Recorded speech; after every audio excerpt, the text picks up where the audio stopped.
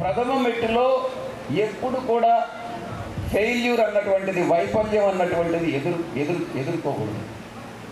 ఎందుకంటే మొట్టమొదటి వ్యాపారంలో కానీ మనం వైఫల్యం ఎదుర్కొంటే తప్పకుండా విజయం సాధించాలి. ఆ వైఫల్యం మనల్ని మానసికంగా దెబ్బతీస్తుంది. దాని నుంచి బయటపడి ఇంకా ఉన్నత స్థానానికి ఎదగాలి వ్యాపారంలో అంటే కొంత సమయం దానికి వెచ్చించాల్సి వస్తుంది.